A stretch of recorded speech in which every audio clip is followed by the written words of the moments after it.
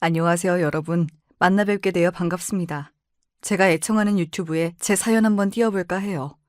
속담에 여자 팔자는 뒤웅박 팔자라고 있지요. 여러분께서는 이 속담이 맞는 얘기라고 생각하셔요? 전 이 속담이 아주 꼭 저에게 들어맞는 말 같거든요. 나름 똑똑하다고 자부하던 제가 남편 하나 잘못 만나서 진짜 뒤웅박 팔자를 살았지 뭡니까? 28부터 제 젊은 시기를 날리고 말았던 그 이야기를 시작해볼게요. 처녀 시절 전 중견기업의 재무팀을 다니던 나름 잘나가는 여성이었습니다. 근 키에 늘씬한 몸매, 그리고 회사 일도 잘하는 자존심 높은 사람이었죠. 새로 오신 팀장님 환영 회식이 벌어지고 있던 술집에서 전 큰 위기를 맞았어요. 팀장님은 제 사정도 모르고 저에게 술을 계속 먹이시는 거였어요. 전 선천적으로 알코올 알레르기가 있어서 조금만 술이 들어가도 몸이 변해버리죠. 분위기상 거절하지 못하고 한 잔 마셨다가 얼굴은 물론이고 몸 전체가 빨갛고 두드러기가 올라오기 시작해서 당황스러웠죠. 그때 화장실에서 나오던 어떤 남자가 저를 보더니 홍당무 여인이다. 온통 빨갛잖아. 이보세요.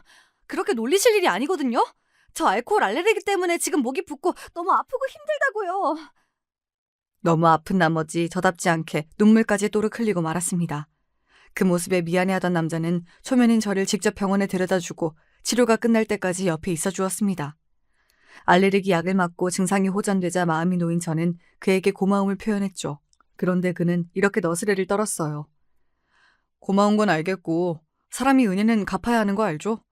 나에게 눈물로 호소해서 여기까지 동행했으니까 적어도 3번은 술, 아니 밥을 사셔야 합니다. 후일 그 남자는 제 남편이 되어버렸고 이날 첫 만남을 회상하면서 본심을 고백했죠.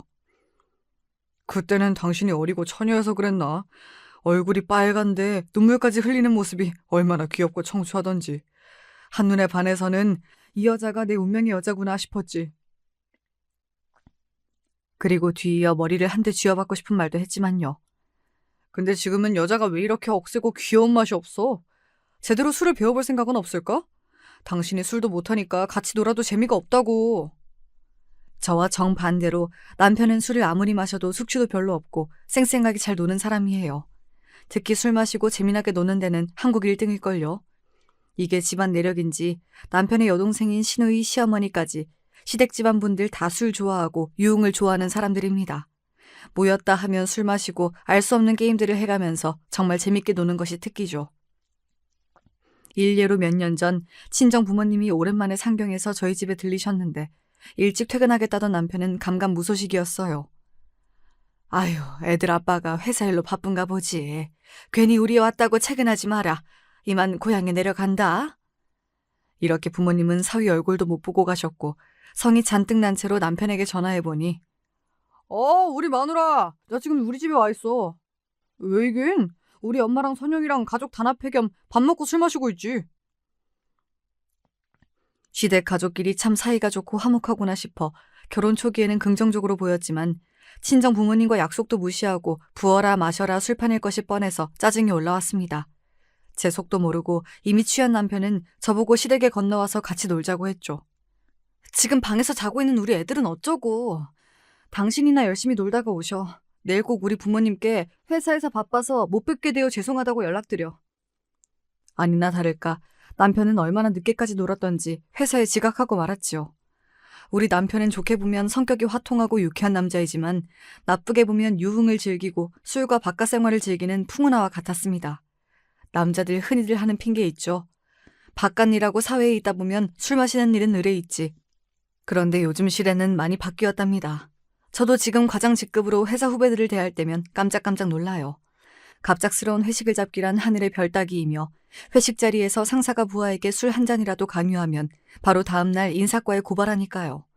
술 관련 사건 사고가 직장에서 많이 벌어지다 보니 회사 차원에서도 술자리 회식은 자제하라는 분위기입니다. 그래서 점심시간에 외부에서 식사하는 것을 회식으로 대체하는 문화가 널리 퍼졌죠. 물론 이런 간단한 회식조차 거부하는 이기적인 젊은 사원도 있습니다. 과장님, 점심시간은 제 개인적인 시간입니다. 제 시간을 뺏는 점심 회식은 갈 수 없겠네요. 이렇게 카카오톡 메시지 한 줄로 단칼에 거부하는 적도 있어서 후배들 눈치 봐가면서 회식을 잡아야 하죠. 이런 기업 문화에서 남편 말 맞다나 직장 일 때문에 술 마시고 다닌다? 이야말로 어불성설이 따로 없지요. 술 좋아하는 남자야 주변에 많이 있으니까 이쯤이면 저도 참고 넘어가겠어요. 구독자 여러분 중에도 그런 남편으로 곤욕을 당한 분들은 이해하실지 모르겠지만 남편은 술자리에 여자도 함께 마시는 저질 문화를 좋아합니다. 멍청하게 연애할 때는 왜 이런 점을 몰랐는지 모르겠어요. 어찌나 철두철미한지 저와 데이트를 마치고 집에 가는 척 속이고 친구들과 야심한 시각에 술 마시고 새벽까지 놀았던 것이죠. 신혼 때는 순진하게도 보통의 술집에서 친구들과 마시는 줄 알았더니 어느 날 친구와 통화하면서 이렇게 얘기하는 겁니다. 야야, 지난번 그 노래방은 별로였어. 술 종류도 몇 개 없고 온다는 도움이 될 수질이 진짜 영 아니더라. 그중 한 명은 거의 50대 아줌마던데? 결혼 1년 차에 남편이 도움이 있는 노래방에서 술 마시는 것을 잡아냈고요. 결혼 2년 차에 룸사롱에서 술김에 잘못 긁은 카드값을 보고 이미 진작부터 그런 곳을 출입하는 남자라는 것을 알게 되었습니다. 우리 애들이 젖먹이 아기였던 시절 이 문제로 남편과 하루가 멀다 하고 싸웠어요. 또 이 인간은 일이 벌어지면 사과를 꾸벅 잘하고 다시는 그러지 않겠다고 빌었습니다. 제가 아무리 화가 났다 해도 그의 애교에 녹아버려서 며칠 뒤면 풀리고 말았죠. 하지만 바람은 참을 수 없었습니다. 남편의 차에서 새빨간 여자 립스틱을 발견하고는 화가 머리끝까지 나서 아주 시모에게 가서 일러 바쳤어요. 우리 남편이 술만 좋아하는 게 아니에요. 옛날부터 룸사롱 노래방이며 여자 끼고 술 마셨던 사람입니다. 그런데 이제 바람까지 피우고 다니는 것 같다고요. 전 이것만은 눈 감아줄 수 없습니다. 어머님께서 단단히 혼내주세요. 제 예상과 달리 시모는 눈 하나 깜짝하지 않았습니다. 아이고, 시 도둑질은 못한다더니만 제 아비 젊을 때 하던 짓을 그대로 하네. 자고로 남자가 술, 도박, 여자 이 중에서 한 가지 문제만 갖고 있으면 다행이다. 다 그러고 살아. 네가 남편 술 문제에 부들거리니까 오히려 남편이 너한테 기눌려서 그런 거 아니겠냐? 아량으로 남자 품고 살다 보면 다 제 마누라에게 돌아오게 되어 있어. 막말로 우리 애가 남의 집 여자랑 입 맞추기랬냐 여관을 갔냐? 아니, 어머님은 시아버님 때문에 그리 속 썩으셔놓고 아들은 괜찮다는 말씀인가요? 확실한 거 아니면 괜히 의심해서 부부싸움 키우지 말라는 게지. 의부증이라는 것도 있지 않냐? 우리 애가 워낙 잘생기고 여자들이 따라야 말이지. 도리어 시모는 흐뭇하게 자기 아들을 보며 웃고 있는 거 아니겠습니까? 전 미치고 팔짝 뛰겠지만 여자 물건이 발견된 것만으로는 남편이 바람을 피웠다는 확신을 굳히긴 어려웠습니다. 그 립스틱 회사에 가져가니까 밑에 여자 대리가 자기 거라고 하더라고. 지난번에 같이 거래처 갈 때 내 차에 탔는데 아마 그날 떨어진 모양이야. 내가 술집 다니면서 당신 속썩이긴 해도 당신 두고 절대 바람은 안 피운다고. 제가 발견했던 것 외에 다른 증거는 찾을 수 없었고 남편도 전과 다른 모습을 별로 보이지 않았어요. 그래서 바람피지 않았다고 호언장담하는 남편의 말을 믿고 넘어갈 수밖에 없었죠. 남편이 시댁 가족분들과 친하게 지낸다고 했는데 특히 시누이와는 아주 친했습니다. 둘이 옛날부터 함께 공유하지 않는 이야기가 없을 정도로 속을 터놓고 지냈죠. 전화도 매일같이 서로 하는 편이었고요. 그런데 이 남매가 이렇게 더욱 각별해진 것은 7년 전 시어머니가 돌아가신 뒤부터였어요. 건강하고 62세밖에 안 된 젊은 시모의 사망 원인은 교통사고였습니다. 하지만 어찌된 일인지 어머님 장례식에는 사람들이 와서 애도가 아닌 난동을 부렸지요. 어떻게 된 사연인지 찬찬히 설명해 드릴게요. 공무원이셨던 시아버지가 돌아가신 뒤로 유족연금으로 생활하던 시모는 늘 돈이 부족하다고 불평하셨어요. 그렇지만 본인이 직접 일을 해서 돈을 벌진 않으셨죠. 남편처럼 어머님도 외향적이고 활달한 성격으로 동네부터 여기저기 마당발로 지내셨습니다. 그렇다 보니 지인분들과 하는 계도 여러 개 있는 모양이었어요. 가끔 제가 안부 전화를 드리면 어디 개모임에 나와서 갯돈 수금하느라 바쁘니 나중에 통화하자고 하시며 급히 통화를 끊으셨거든요. 개를 해본 적이 없는 저는 그게 무슨 돈이 되나 싶어서 의아했지만 저희에게 돈 내놓으란 말씀 안 하시는 것만으로도 다행이다 싶었죠. 그러던 어느 날 갑작스러운 어머님 부름으로 회사 일을 마치자마자 시댁에 달려갔습니다. 남편과 시누이 그리고 시모는 잔뜩 긴장한 표정으로 심각한 이야기를 나누고 있었어요. 도대체 얼마나 들고 가시길래 도망까지 쳐야 하는 건데요. 얼마 동안 나가 계실 거예요? 내가 하던 갯돈을 다 합치면 2억 8천만 원이나 된다. 이번 기회 아니면 이런 큰 돈 내 평생 못 만져볼 거야. 하늘이 내려주신 복이라고. 엄마, 괜찮으시겠어요? 그 사람들이 경찰에 신고도 하고 전국 방방곡곡 찾아다니면 도주하는 것도 한계가 있을 텐데. 걱정 붙들어 매. 내가 그 사람들한테 잡혀서 깜방 가느니 그 자리에서 콱 죽고 말지. 저기 내가 다니는 사찰 승려님한테 부탁해 놓았어.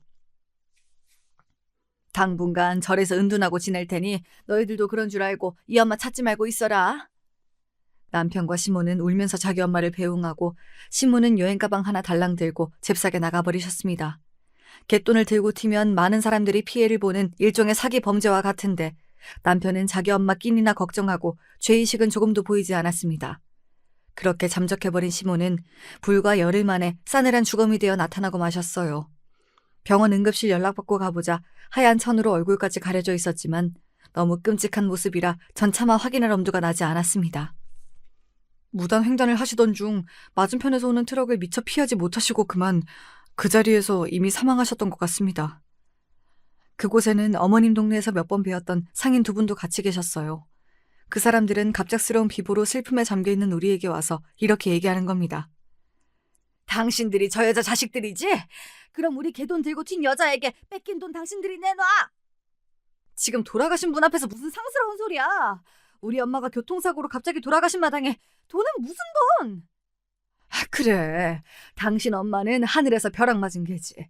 남의 피 같은 돈 훔쳐서 달아났다가 우리에게 딱 걸려서 도망치다가 저꼴이 되어버렸잖아. 남편은 상인 아저씨 말을 듣고 폭주하기 시작했어요. 그럼 당신들이 우리 엄마를 저 지경으로 만들었단 얘기야? 아들인 내가 너희도 똑같은 꼴 만들어주지? 아이고 불쌍한 우리 엄마. 빚쟁이 피해 도망치다가 목숨까지 잃으셨어. 병원 안은 순식간에 아수라장이 되었습니다. 너희들 때문에 우리 엄마가 돌아가시고 말았다며 남편은 주먹을 휘둘러서 경찰서에 끌려갔어요. 신우이는 통곡하고 울고 있지 남편은 폭행건으로 조사받으러 가버렸으니 남은 며느리와 사위가 시어머님 장례식을 준비할 수밖에 없었죠. 그렇지만 장례식장을 찾은 분들은 애도하는 분들보다 돈 내놓으라면서 시모를 욕하는 사람들이 더 많았습니다. 어머니의 죽음은 너무 안타까운 일이었지만 이 광경을 보고 있노라니 사람이 생전에 잘 살지 못하면 그 떠나는 길은 치욕스러워진다는 교훈을 얻었죠. 이렇게 허망하게 시모를 보내고 나자 이제 남편의 친족은 여동생인 시누이뿐이었습니다. 그 후로 두 남매는 더욱 서로를 의지하고 없어선 못 사는 사이가 되었죠. 부천에 살던 시누이는 자기 남편을 꼬셔서 서울 우리 동네에 이사까지 왔습니다. 같은 아파트 단지에 살다 보니 시누이는 더욱 우리 집과 자주 왕래했어요. 가족끼리 가까운 곳에 살면서 지내면 저는 더 좋을 줄 알았습니다. 그렇지만 시누이를 가까이서 지내보니 시누이는 이기적이고 아나무인인 행동을 자주 보였어요. 그저 장난꾸러기 정도로만 생각했던 시누이의 두 아들들도 생각보다 문제가 많았고요. 우리가 살던 동네는 맨 땅의 주거단지로 개발된 지 얼마 안 되었고 아파트 단지가 세 군데뿐이라 동네가 아주 좁은 편이라고 볼 수 있습니다. 초, 중, 고등학교가 하나씩만 있다 보니 이 동네 사는 학생들도 다 이웃집 자녀들로 대충 사정을 다 알 수가 있었죠. 초등학교 3, 4학년이던 시누이의 아들들은 주변 친구들을 괴롭히고 자주 싸움을 일으키는 소위 문제아였어요. 동네 엄마들을 통해 이러한 소식을 듣고 있지만 남편에게 말하면 하여튼 할 일 없는 아줌마들끼리 입방 하나 찍고 문제야 문제. 우리 조카들이 씩씩하고 활달하고 남자애들이 그만하면 되었지 뭐. 원래가 그만할 때 남자애들이랑 치고받고 싸우면서 크는 거야. 당신도 괜히 그런 아줌마들하고 어울리지 마. 남들이 시조카 욕하는데 그걸 듣고만 앉아있냐? 아니라고 감싸줘야지. 이렇게 자기 조카들이라고 남편은 그 아이들을 감싸기만 했지요. 하지만 제가 보는 관점에서도 시조카들은 문제가 많았습니다. 시누이는 전업주부가 무슨 외출이 그리 잦은지 애들이 집에 있을 저녁 시간에도 어딘가로 나가 있었어요. 그래서 시누이 애들은 배고프면 자연스럽게 초인종을 누르고 우리 집에 그냥 들어옵니다. 자식과 다를 바 없는 조카들에게 밥 주는 것이 외숙모로서 무엇이 어렵겠습니까? 그런데 이 애들은 예의라고는 눈꼽만큼도 없어요. 집에 들어온 애들은 인사를 하지도 않고 다짜고짜 투정부터 부립니다. 외숙모! 고기 구워주세요! 고기요! 이렇게 식탁을 숟가락으로 쳐대면서 고성의 노래부터 시작해요. 동우야, 그건 식탁 예절이 아니야. 숟가락에 붙은 밥풀이 사방으로 튀잖니. 고기는 엊그제 구워줬으니 오늘은 된장찌개랑 생선구이 먹을 거야. 싫어! 나 고기 안 주면 밥 안 먹어요. 그리고 우리 엄마한테 다 이를 테야. 좋게 타일러분들 초등학교 4학년짜리 애가 이렇게 버릇없이 반찬 투정이나 해요. 우리 애들 같으면 벌을 세우거나 손바닥 맴매라도 해서 훈육시키겠지만 시누이 아들을 어떻게 그리하겠어요. 게다가 영악한 시조카는 저가 아쉬우면 꼭 자기 엄마한테 이른다고 합니다. 어른에게 그렇게 협박하면 자기 말을 잘 들어줄 거라는 생각까지 하다니 더욱 얄미웠어요. 사실 시조카에게 몇 번 훈육이랍시고 잔소리했다가 신우이와 대판 싸워서 제가 시조카들에게 잔소리도 자제하고 있었거든요. 우리 집에 와서 소파나 안방 침대 등 죄 돌아다니면서 들썩이고 다니더니 결국 우리 딸이 아끼는 꽃병까지 깨뜨리자 결국 시조카들을 불러 앉혔습니다. 집에서는 이렇게 방방 뛰는 거 아니야. 여긴 아파트라 사람들에게 피해 끼치지 말고 조심하며 지내야지. 게다가 여기는 삼촌네가 사는 집인데 남의 집에서 이렇게 놀면 실례인 거다. 너희들 누나한테 사과는 했어? 아니요? 뭐 꼭 사과까지 해야 하나? 외숙모 치킨 시켜주세요. 뛰었더니 배고파. 너희들이 반성하는 모습을 보일 때까지 치킨은커녕 집에도 안 보낼 거야. 여기에서 반성문 쓰고 있어. 이렇게 종이와 펜을 가져다주고 조카들이 반성문을 쓸 때까지 기다렸습니다. 하지만 아이들은 코를 파고 졸면서 도무지 반성하는 모습이 보이지 않았어요. 그렇지만 훈육이 필요한 아이들에게 전 잔소리하면서 반성문에 겨우 몇 자라도 쓰고 나서야 집에 보내줬습니다. 아이들이 자기 집으로 돌아가고 몇 분도 안 되어서 신우이가 우리 집에 분노로 코를 벌렁거리며 왔어요. 세훈이, 지금 우리 애들을 쥐잡듯 잡았다고 하고 애들이 기가 팍 죽어왔잖아요. 언니가 뭔데? 엄마인 나도 귀하게 키운 우리 아들들을 네가 뭔데 혼을 내? 이성을 잃고 저에게 반말까지 섞어대며 악다구니를 쓰는 신우이에게 전 침착하게 얘기했습니다. 아가씨, 나 우리 조카들에게 심하게 군 거 없어요. 집을 이렇게 아수라장으로 만들고서는 미안하단 사과 한 번 안 하길래 고작 반성문 쓰라고 한 것뿐이야. 그거 뭐 지혜방에 있는 꽃병 하나 깼다고? 쪼잔하게 그게 얼마나 된다고. 얼만데? 내가 돈으로 주면 될 거 아니야. 고모, 맨날 공으로 애들 봐주시는 우리 엄마한테 그러시면 안 되죠. 동우 걔는 저번에도 내 인형 코 찢어놓고 미안하단 말도 없이 가버렸잖아요. 이럴 때 적어도 사과는 해야 하는 거 아닌가요? 너 지금 고모한테 버릇없이 뭐라고 하는 거야? 어? 아주 속 좁게 구는 것이 제 어미의 제 딸이네. 야, 그거 고모가 돈으로 다 줄게. 얼마인데? 고모네 아들들이 망가뜨린 거 모두 다 합쳐서요? 20만 원도 넘을걸요?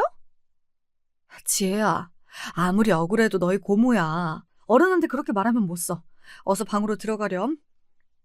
제 말에 딸은 억지로 화를 누르고 자기 방에 들어갔습니다. 딸의 마음을 모르는 바 아닙니다. 천방지축 사촌동생들 때문에 우리 딸이 그동안 참은 일이 많았죠. 한참 사춘기에 접어들어 예민한 여자의 방에 조카들이 함부로 들어와서 지혜 속옷을 갖고 돌아다니고 놀리는 통에 눈물까지 흘렸고요. 그나마 조카들이 지혜 누나는 무서워해서 이 정도였고 우리 둘째 아들은 그놈들에게 몸장난을 심하게 당해서 멍들고 아끼는 장난감까지 뺏겨야 했으니 말썽의 정도가 심했죠. 아가씨가 애들 교육 제대로 시켜서 보내면 나 아무 말도 안 해. 그런데 애들이 잘못해도 엄마가 싸고 돌기만 하니까 점점 더 버릇이 없어진다는 생각도 해야지. 지금 동우, 동재 이 동네 소문 어떻게 났는지 몰라? 동네 애들이 다 피하잖아. 어느 누가 내 아들들에게 그딴 소리를 내? 누가 하기는. 내가 여기 초등학교 학부모 회장인 거 몰라? 선생님들 사이에도 유명해. 동우한테 맞은 애들, 동재한테 괴롭힘 당한 애들 너무 많고 매해 학부모들이 걔네랑 같은 반 안 되게 해달라고 학교에 찾아온다고. 눈이 있으면 보고 귀가 있으면 좀 들어. 지난달에도 동우 담임 선생님이 학교폭력일로 부르셨다지 아마? 그동안 참고 있던 말을 주르륵 신우이에게 쏟아내니 신우인 명명백백한 사실들의 폭격에 할 말이 없어져서 증오하는 눈빛으로 노려보고 돌아갔습니다. 그동안 저도 저희이지만 우리 애들이 시조카에게 당한 일이 많아서 답답했는데 이렇게 할 말 다 하고 나니 속 시원했어요. 시어머니부터 남편, 신우이까지 시댁 사람들은 바람 잘 날이 없었습니다. 그런 시댁 챙기고 애들 건사하며 살다 보니 중년의 나이가 되도록 친정 부모님께 딸 노릇도 잘 못하고 살았어요. 명절이랑 생신마다 고향에 내려가서 하룻밤 자고 올라오는 것이 다였으니까요. 우리 부모님은 본디 모든 일을 스스로 하시고 자식에게 아쉬운 말씀 한 번 안 하신 분들이었습니다. 그래도 제가 참 잘못했어요. 아무 내색 없는 부모님이라고 해서 힘든 일이나 속사정이 분명 있으셨을 것을 자식인 제가 자주 여쭤보고 더 살펴드렸어야 했는데 제가 이렇게 뒤늦게 후회하는 이유가 있습니다. 2년 전 회사에서 있는 저에게 갑자기 아빠가 찾아오셨어요. 아빠, 연락도 없이 갑자기 어떻게 서울에 오신 거예요? 엄마 없이 혼자서 오셨네. 어디 약속이 있으셨어요? 아, 그런데 몇 달 만에 뵌 아빠의 얼굴은 정말 말이 아니었습니다. 얼굴이 까맣고 살도 어찌나 빠지셨는지 처음에는 몰라볼 뻔했지요. 너희 엄마는 나 혼자 여기 온 거 모르고 있어. 근처 병원에 왔다가 우리 딸 얼굴도 보고 내 기니 할 얘기가 있어서 왔다. 많이 바쁘냐? 어딘지 그윽하고 슬픈 아빠의 눈빛만으로도 범상치 않은 일이 일어났음을 눈치챌 수 있었습니다. 오늘 병원에서 17cm나 되는 암이 자리 잡고 있대. 간암 3기에서 수술 개복해봤을 때 어쩌면 4기까지 갈 수도 있다고. 그 정도면 거의 말기인데 고통이나 증상 없으셨어요? 왜 이렇게 늦게야 발견하신 거예요? 치료는 어떻게 하시려고요? 내시경 검사 해봐야 알겠지만 다른 곳에 전이가 안 되면 다행. 하지만 유관상 몇 군데 전이된 흔적이 보여서 의사는 안 좋게 예상한다더라. 길어야 몇 개월 남았다고. 여기 오면서 고민해봤는데 이 지경이 돼서 항암 치료 받겠다고 몸도 나쁜 너희 엄마 데리고 병원 다니긴 싫다. 그냥 지금 고향에서 살 만큼 살다가 가고 싶어. 자식으로서 안타까운 마음에 아빠가 항암 치료와 수술을 받으시기를 한참 동안 설득했습니다. 그렇지만 이미 친정아빠는 마음을 굳히신 듯 보였어요. 어쨌든 너 바쁜데 여기까지 찾아온 것은 너에게 당부하고 싶은 말이 있어서이다. 남동생이 있다지만 그 녀석은 자기 꿈을 쫓아서 타지로 가버린 아이 아니겠니? 지금 내가 믿을 사람은 우리 맏딸뿐이야. 내가 떠나면 너희 엄마가 혼자 어떻게 살지 걱정이야. 그러니 네가 엄마를 모시고 좀 살아다오. 우리 아버지는 그런 분이셨습니다. 늘 가족만 생각하며 사시다가 삶의 끝에서 자신을 모두 내어주실 만큼 헌신적인 분. 그렇지만 지금만큼은 그런 아빠가 너무 원망스러웠어요. 아빠를 잃고 난 자식 마음 따위 몰라주시고 주변 신경 쓰지 않게끔 깔끔하게 정돈하고 저 세상으로 가버리겠다는 말씀 아닙니까? 아빠, 지금은 떠나신 뒤에 얘기하실 때가 아니고 얼른 병원에서 치료받고 아빠 몸 건강 찾으실 것만 신경 쓰셔야죠. 급기야 아빠의 푹 꺼진 눈에서 눈물이 흘러나오면서도 저에게 간곡히 부탁하셨어요. 나도 이렇게 이쁜 자식의 마누라 두고 저 세상에 가고 싶겠냐마는. 내 병은 내가 알아. 발버둥 쳐서 나을 것도 아니라면 남편으로서 아비로서 할 일 하다가 죽겠다. 그러니 일단 오늘 한 이야기는 엄마에게 당분간 비밀로 하고 이것만 약속해 다오. 지금 사는 집하고 땅을 처분하면 그래도 한 4억은 나올 거야. 김서방한테 이 유산을 다 줄 테니 장모님 잘 모시라고 설득하거라. 아빠 병을 고쳐보겠다고 병원을 알아봤지만 아빠의 말씀이 옳았습니다. 1년 생존율이 10% 이하인 간암 4기셨고 고통을 낮춰줄 강한 진통제 외에 다른 방도가 없으셨죠. 아빠는 재산을 처분하기 시작하셨고 우리 엄마와 저는 그 모습을 슬픔 속에 지켜보는 것 외에는 말릴 수가 없었어요. 아빠의 유언을 남편에게 상의하자 남편은 흔쾌히 수락했습니다. 장인어른이 그렇게까지 생각하셨다면요. 자식으로서 그 뜻을 받들어야지. 나 장인어른 유산 때문에 그러는 거 아니고 장모님이 그 시골에서 어떻게 혼자 사시겠어. 난 우리 부모님이 다 안 계시고 하니까 우리 집에서 장모님 잘 모셔드리자. 술 문제로 속만 썩이던 남편이 이렇게 듬직하고 믿음직스러운지 미처 몰랐어요.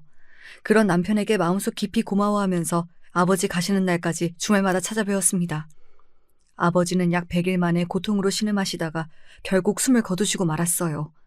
그분의 생전 뜻대로 친정엄마를 우리 집으로 모셔와서 함께 지내기 시작했죠. 친정엄마와 동거하고 얼마 뒤 남편은 저에게 넌지시 물었습니다. 그런데 말이야, 장인어른 유산은 언제 입금되는 거야? 갑자기 그 돈은 왜? 절차도 있고 세금 부분도 있고 정확히 언제일지 몰라. 당신 돈 필요해? 사고 쳤니? 아니, 그럼 돈 싫어하는 사람이 세상에 있어? 장모님이 여기 계시면서 불편하기도 해서 나 아예 회사 근처에 작은 원룸이라도 마련할까 봐. 술 먹고 늦게 들어오는 것도 눈치 보이고. 사람이 이럴 순 없습니다. 몇 년 전 남편이 추중폭행 사건으로 합의금 300만 원을 물어주어야 할 때, 시모가 급히 병원비가 필요하시다고 돈 500만 원을 요구하셨을 때, 그 외의 사건들로 급전이 필요할 때마다 남편은 저 모르게 우리 아버지에게 도움을 청했습니다.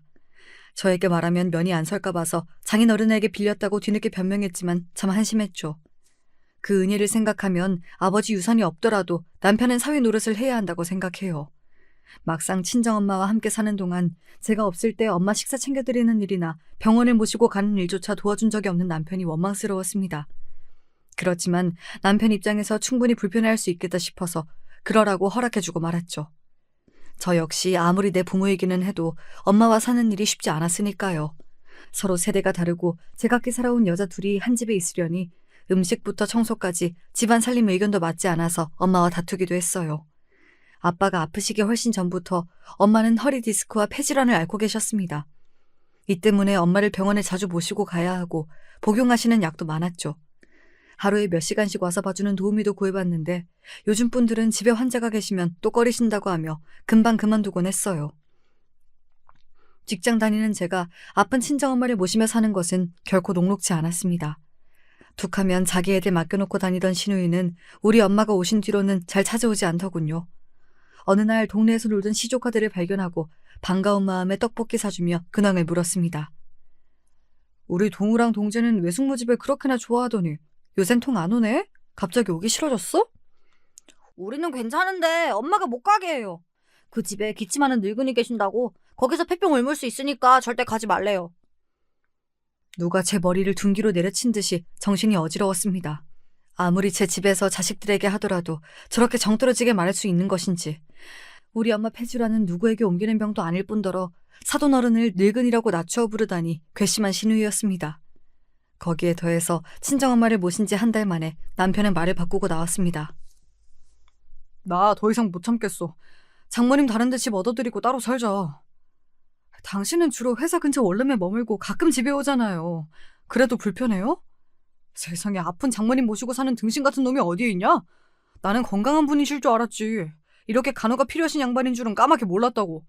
오히려 내가 당신과 장인어른께 사기당한 기분이야. 무슨 말을 당신도 참... 사기라뇨. 우리 아빠가 유산 주시는 조건으로 우리 엄마 모시기로 했던 거 기억 안 나요? 그럼 엄마 내보내고 그 유산 포기하면 되겠네.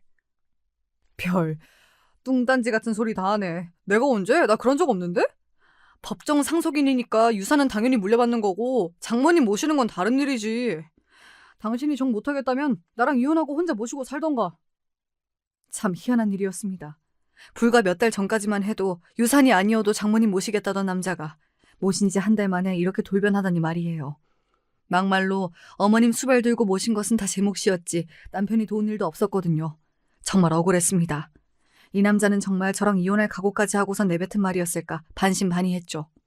하지만 남편은 진심으로 내뱉은 말이었던 모양입니다. 금방 이혼 서류를 보내겠다는 말을 남기고 당장 자기 짐을 싸서 집에서 나가버렸거든요. 이런 사단 중에 누구보다 걱정스러운 분은 우리 엄마셨어요. 얘야, 나는 혼자 나가서 사는 편이 더 좋으니 어서 김서방 잡아라. 내가 나가면 된다, 내가. 아픈 엄마 때문에 딸이 이혼을 하다니 그런 말도 안 되는 일이 있어서는 안 돼. 저와 남편과의 불화를 엄마 자신의 탓으로 돌리면서 한탄하고 계셨어요. 엄마 말대로 저는 급히 남편 뒤를 쫓았습니다. 엘리베이터를 타고 지하 주차장으로 향하는 문이 열리자 거기 서 있는 우리 차 앞에서 남편과 시누이가 보였어요. 아니, 유산도 포기하고 세연이랑 이혼하는 게 다 그 여자 때문이라고? 그 여자가 누구지? 생각지도 못한 시누이의 얘기에 전 재빨리 몸을 숨기고 남매의 대화를 엿듣기 시작했죠. 그래, 나도 유산 4억은 아깝지만 그 여자에 대해 진심이야. 그냥 여자들 데리고 노는 수준이 아니라 나 이 여자가 좋아서 미치겠어. 지금 사는 원룸으로는 만족 못하겠대. 우리 아파트에 들어가서 살고 싶으니까 본처 내보내라고 아니면 떠나버리겠다는데 내가 어쩌겠냐? 이 바보 멍충아. 아무리 여자가 좋아도 그렇지. 남편은 다름 아닌 상간녀 때문에 이혼을 결심했던 것이었습니다. 그것도 모르고 저와 엄마는 남편에게 미안한 마음으로 잡으려 했다니. 어떻게 이렇게 천치 같을 수가 있죠? 그나마 시누이는 정신이 제대로 박혔는지 자기 오빠를 설득할 줄 알았습니다. 그런데 여자 때문에 이성을 놓치지 말라고. 재살 분할권? 그런 게 있잖아. 그러니까 세연이랑 갈라서더라도 지금 사는 집이랑 세연이 친정유산 반씩 나누고 나서 이혼하란 말이야. 비싼 변호사 구해서 그 사돈 어른 때문에 이혼하는 것처럼 꾸며내. 오히려 우리 유산까지 받아내고 이혼하려며 부추기는 시누의 말까지 듣고 나니 세상에 믿을 사람 하나 없다 싶더군요. 밝혀진 남편의 바람은 저에게 큰 충격을 주었고 더 이상 듣지 못한 채 정신 나간 여자처럼 12층 집까지 계단을 뛰어서 와버렸습니다. 김서방 걱정하시는 엄마에게 아무 일 없을 거라며 거짓으로 안심시켜드리고 전 욕실에 들어갔습니다. 다 죽여버릴 거야. 너희 남매 모조리 다. 샤워기를 크게 틀고 그 물소리에 묻히라는 심사로 악을 썼습니다. 그렇게 증오하고 또 증오하며 그들에게 복수를 계획했죠. 신우이가 바람피고 다니는 사실을 우리 동네에 모르는 사람은 없었습니다. 바보같이 착하기만 한 고모부가 불쌍하다고 동네 여자들이 입을 모을 지경이었으니까요. 미안하지만 우리 고모부도 이제 현실을 직시해야 할 때가 왔습니다. 다음날 제 입으로 고모부에게 진실을 폭로하고 말았어요. 동우 외숙모께서 야심한 시각에 연락을 다 주시다니 무슨 일 있으십니까? 네, 만나서 할 이야기겠지만 일단 상황을 간단히 알고 계셔야 할 것 같아서요. 지금 동우 엄마 집에 없죠? 오늘 동훈의 학부모 엄마들끼리 모임이 있다고 나가서 안 들어왔어요. 그렇군요. 오늘은 그 핑계를 대고 나갔군요. 제가 동우 초등학교 학부모 회장이고 동네 사정 잘 알고 있으니 의심 말고 들으세요. 동우 엄마는 여기저기 남자들과 만나고 다니면서 유부녀로서 해선 안 될 짓을 지속해왔습니다. 아마 지금은 요 앞 스크린 골프장에서 일하는 사람하고 노닥거리고 있을 거예요. 동네 사람이 2시간 전에 거기서 동우 엄마 봤다고 알려주더군요. 처음엔 고모부가 쉽게 제 말을 믿으려고 하지 않았습니다. 그래서 그동안에 신우가 했던 많은 불륜 사건 중 몇 가지만 설명하고 나니 점점 제 말을 믿더군요. 결국 제 말을 확인시켜주기 위해 고모부와 스크린 골프장에 쳐들어갔습니다. 너 이 자식, 네가 뭔데 남의 마누라 옷 속에 손을 집어넣고 있냐? 너희들 무슨 사이야? 뭐야? 당신이 이 아줌마 남편이라도 돼? 여보, 제발 그만 좀 해. 동네 창피하게 여기서 뭐하는 짓거리야? 진정하고 내 말부터 좀 들어봐. 하지만 고모부는 자기 아내를 더듬은 장면을 목격한 뒤로 이성을 잃고 그 불륜남에게 주먹까지 날리고 말았습니다. 불륜남은 외마디 비명을 지르고 바닥에 쓰러졌고 그 이후 그곳은 난리통이 되어버렸습니다. 고모부와 불륜남은 서로 뒤엉켜 싸움하다가 결국 주민신고로 경찰이 와서 그 자리에 있던 3사람을 모두 연행해 갔지요. 저는 그 장면 모두를 촬영해서 동네 아파트 단톡방에 올렸습니다. 그래야 신우이가 어떤 사람인지 모든 사람에게 까발려지고 창피해서 이 동네에서 나가고 말 테니까요. 웃긴 일은 그 장면을 목격한 사람은 저뿐 아니라 동네 사람 여럿이었고 그날 우리 동네 단톡방은 목격자들의 증언과 신우이에 대한 비난으로 불이 날 지경이었습니다.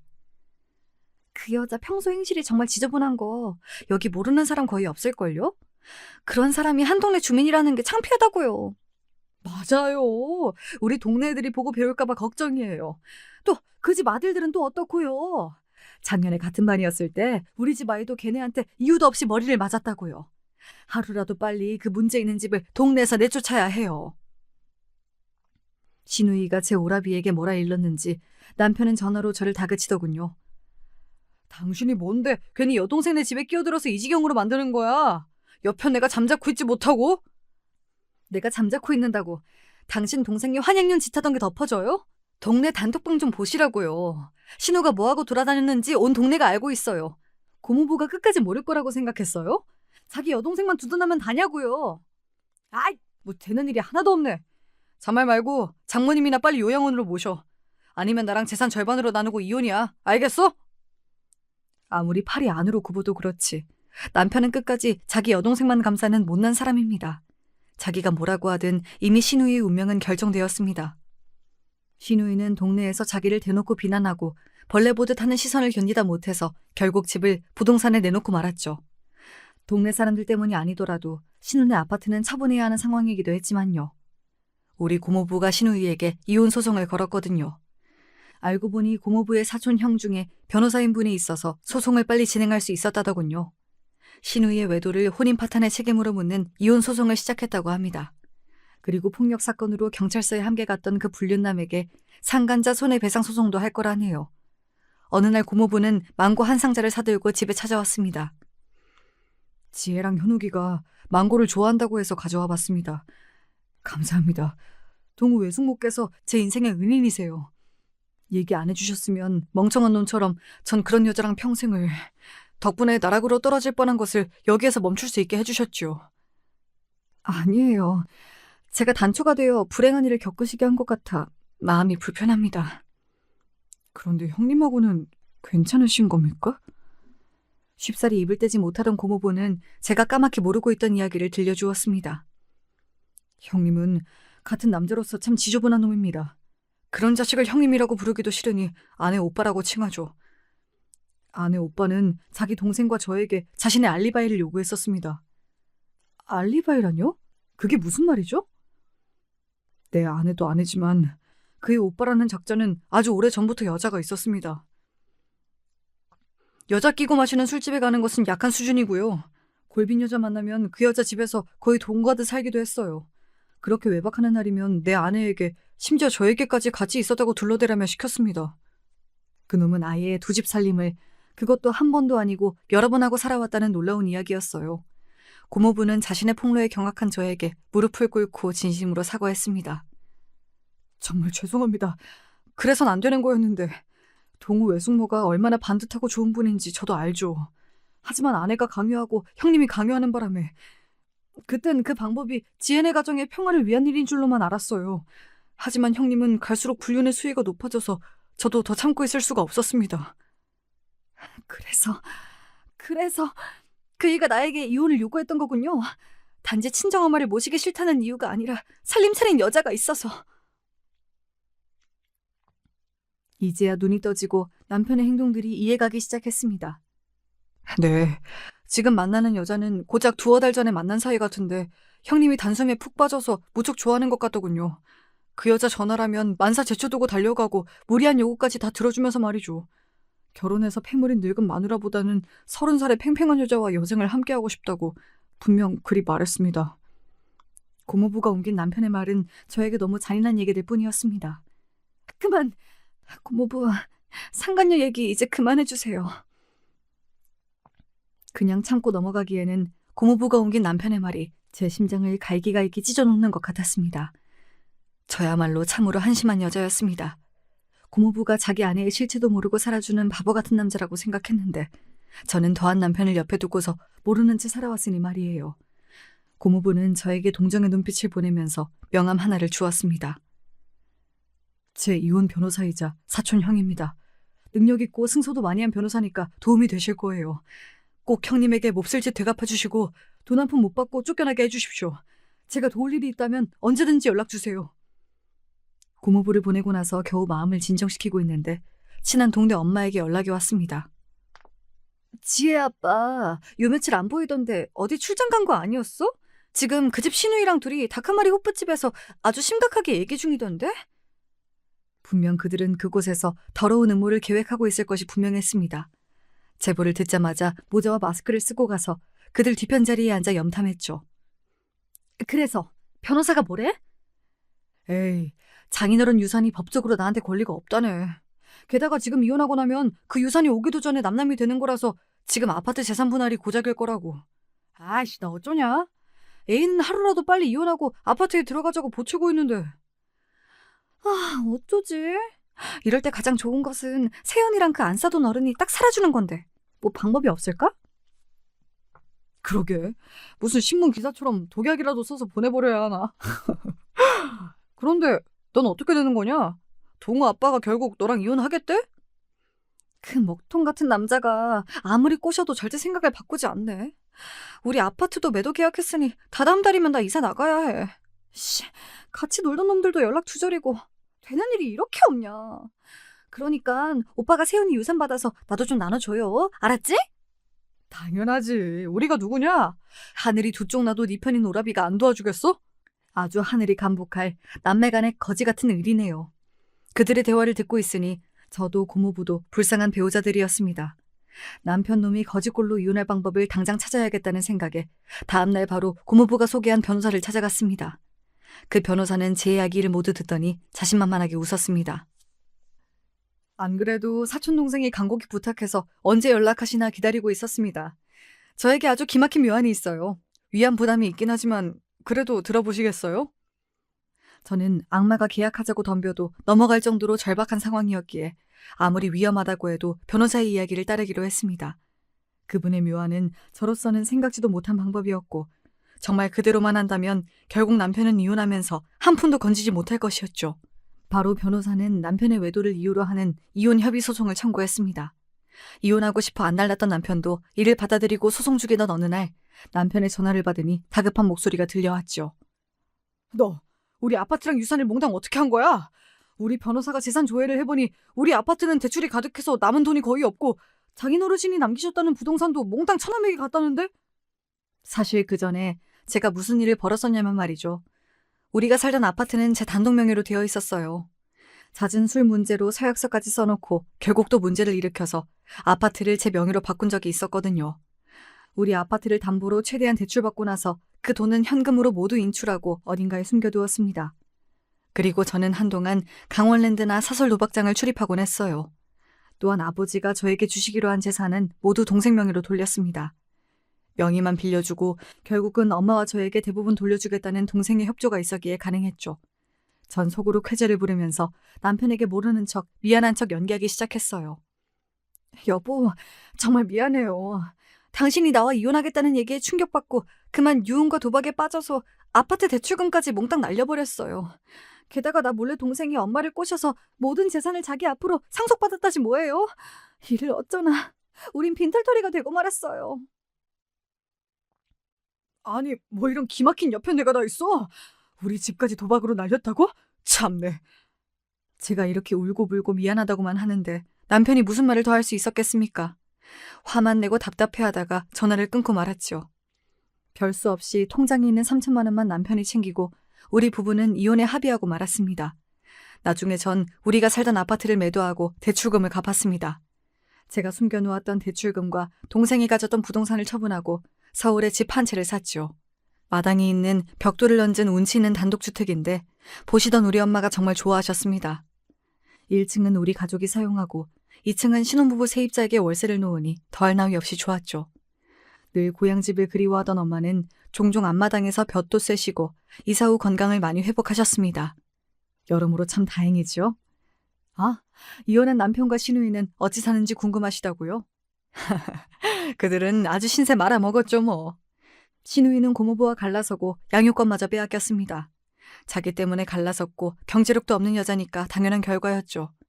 그런데 이혼 후 버릇 못 버리고 여기저기 껄떡대다가 어떤 유부남 아내에게 걸려버렸고 상간자 손해배상 소송으로 돈도 물어주게 생겼대요. 집도 절도 없이 남편 집에 얹혀 사는 주제에 말이죠. 전 남편은 어디 멀쩡히 회사 다니겠습니까? 고모부의 도움으로 함께 남편 직장에 가서 남편의 불륜 사실을 만천하에 폭로했죠. 미친 척하고 로비에서 난동을 부렸더니 금세 사장님 귀에까지 소식이 들어가서 퇴사 권고 처리되었답니다. 회사 이미지를 실추했다나요? 말이 퇴사 권고지 그냥 너 나가라는 회사의 암묵적인 경고이죠. 쪽팔려서라도 회사에 그대로 다닐 수 없었을 테고요. 그러니 월세집 살면서 직장도 없는 남자 뭐가 좋다고 상간녀가 붙어 있겠습니까? 당신은 처남이 해준 돈으로 넓은 집에서 산다지? 나는 당신 때문에 직장 잃고 집도 없이 있는데 혼자 그렇게 사니 좋냐? 진작 당신 같은 사람 떼어버리고 혼자 살 걸 그랬어. 경제적으로 풍요롭고 애들 잘 크고 당신이랑 시누이 안 보고 사니까 만사 형통이네? 너 도박으로 아파트 날린 거 진짜야? 어디다가 돈 숨겨놓고 그런 거 아니지? 만약 그렇다면 인간적으로 나 1억만 주라. 어? 내 동생 때문에 미치겠어.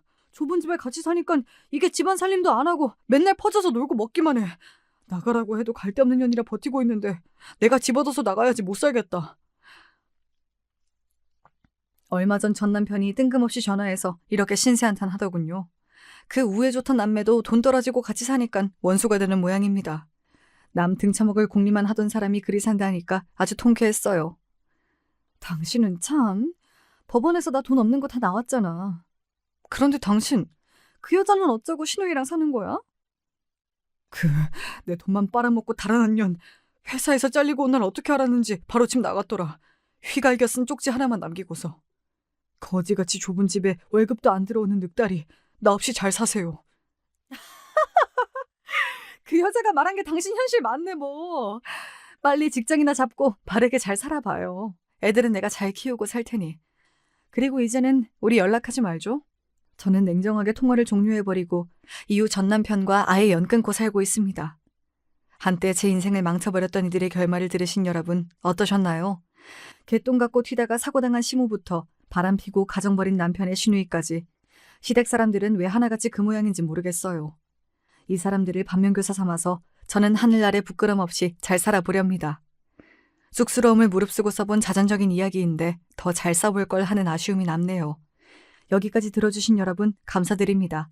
그럼 모두 안녕히 계세요.